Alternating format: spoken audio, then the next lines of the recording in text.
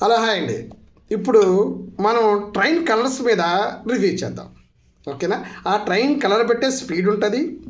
స్టేషన్లో ఏది ముందు వస్తుందో అని అలాట్మెంట్ 2-3 ట్రైన్లు వచ్చి ఉన్నాక అవుటర్లో ఏది ముందు పంపిస్తారు లోపలికి. ఓకే, తెలుసుకుందామా. First of all blue colour ICF అంటారు దాన్ని. ఇది గంటకి 140 కిలోమీటర్ స్పీడ్లో వెళ్తుంది. ఓకే. రెడ్ ఇది హై స్పీడ్ ట్రైన్ అనమాట. శతాబ్ది, తర్వాత రాజధాని ఇలా ట్రైన్ అనమాట. ఇది గంటకి 160 కిలోమీటర్ స్పీడ్లో వెళ్తుంది. ఓకే.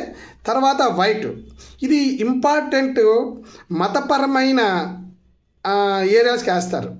అంటే వందే భారత్ అంటారు సపోజు, అది విజయవాడ లేకపోతే తిరుపతి, ఆ తర్వాత రాముడి దగ్గర పెట్టారు కదా అక్కడికి, ఇలాంటి మతపరమైన హై స్పీడ్ వేస్తారు. ఇది 160 స్పీడ్లో వెళ్తుంది. తర్వాత ఆరెంజ్ ఇది హై స్పీడు షార్ట్ డిస్టెన్స్కి వేస్తారు. ఇది 160 కిలోమీటర్ స్పీడ్లో వెళ్తుంది. ఇది హై స్పీడే. తర్వాత క్రీమ్ బ్లూ కలిపి ఉంటుంది. క్రీమ్ కలర్ ఇది ఏంటంటే రిజర్వేషన్ చేయబడిన సెకండ్ క్లాస్ తక్కువ రకమైన ఒక ట్రైన్ అనమాట. ఇది మెల్లిగా బుజ్జిగా డిగ్గిగా వెళ్తుంది అనమాట. తర్వాత ఓన్లీ గ్రీన్ ఇది ఓన్లీ గ్రీన్, మొత్తం ట్రైన్ అంతా గ్రీన్ అండ్ క్రీమ్ కలుతూ ఉంటుంది. ఇది ఏంటంటే ఇది పాసెంజర్లు ఆడదనమాట. అది తక్కువ డిస్టెన్సు, అది చిన్న ప్రతి స్టేషన్ ఆకుండా వెళ్తుంది అనమాట. ఓకేనా? అయితే మన టికెట్ బుక్ చేసేటప్పుడు చిన్న లాజిక్ చూసుకోండి. ఎప్పుడైనా ఓవర్ నైట్లో టికెట్ బుక్ చేసేటప్పుడు ఎక్స్పీరియన్స్తో చెప్తున్నాం. ఓవర్ నైట్లో టికెట్ బుక్ చేస్తే చాలా జాగ్రత్తగా ఉండాలి. అంటే ఇండియన్ టైం ప్రకారము 23:59 అంటే ముందు రోజు, ఒక్క సెకండ్ దాటితే నెక్స్ట్ డే. ఓకే కదా? ఒక January 1 టికెట్ తీయాలనుకోండి, కంగారు పడిపోయి మీరు 0001 టికెట్ బుక్ చేస్తారనుకోండి, అది 31st నైట్ ముందు రోజు టికెట్ అవుతుంది. Got the point? ఓకే. మీకు అందరికీ ఐఆర్టీసీ మీద బోర్డింగ్ చేంజెస్ మీద ఐడియా ఉందా?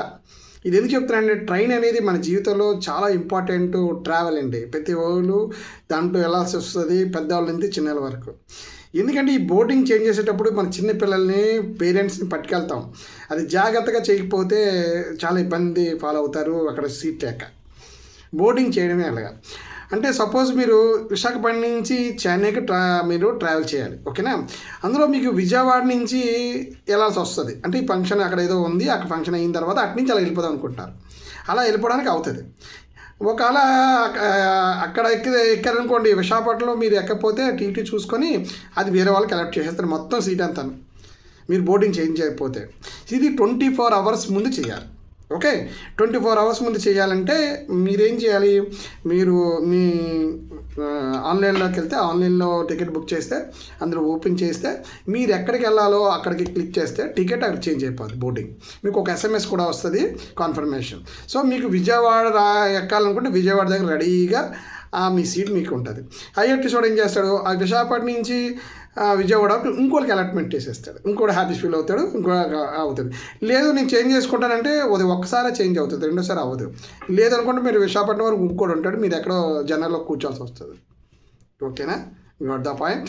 అందుకనే జాగ్రత్తగా చూసుకొని 24 hours బిఫోర్ ముందు చేయాలి. బాయ్. నెక్స్ట్ మనకు వెయిటింగ్ లిస్ట్ ఇచ్చిన తర్వాత ఆర్ఏసీకి వస్తుంది. ఆర్ఏసీకి వచ్చినప్పుడు దాన్ని ఏమంటారంటే రిజర్వేషన్ ఎగ్నెస్ట్ క్యాన్సిలేషన్ అంటారు. RAC, reservation against cancellation. అంటే నువ్వు అదే టికెట్ మీద జర్నీ చేయొచ్చు. అంటే టీటీ వెనకాల పెడితే ఎక్కడోకక్కడ నీకు అలాట్మెంట్ చేస్తాడు బెర్త్ ఆర్ సీట్, లేదా నువ్వు క్యాన్సిల్ చేసుకొని ఉండిపోవచ్చు. దానికి ఏమంచి క్యాన్సిల్ ఛార్జెస్ లైట్గా ఉంటాయి కానీ ఫుల్ అమౌంట్ వచ్చేస్తుంది. అది 1 hour ముందు చేసుకోవాలి. అంటే 24 hours ముందు వాడు చార్ట్ ప్రిపేర్ అయిపోతుంది. ప్రిపేర్ అయిపోయి నీకు ఆర్ఏసీ 24 or 23 ఇచ్చేస్తాడు.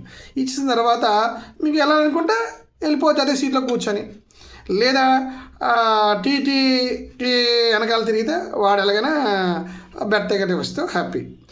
ఓకే, నాకు ఎన్ని బాధలు నాకు ఎందుకురా బాబు అనుకుంటే అది క్యాన్సిల్ చేసేయాలి. కానీ బిఫోర్ 1 hour ముందు నువ్వు అందులోకి వెళ్ళి క్యాన్సిల్ చేసుకోవాలి, లేకపోతే అమౌంట్ రాదు. క్యాన్సిల్ ఏదైనా వెయిట్ లిస్ట్ అంటే ఆటోమేటిక్ క్యాన్సిల్ అయిపోద్ది, ఆటోమేటిక్ అమౌంట్ మీ అకౌంట్లోకి వచ్చేస్తుంది. ఓకేనా? బాయ్.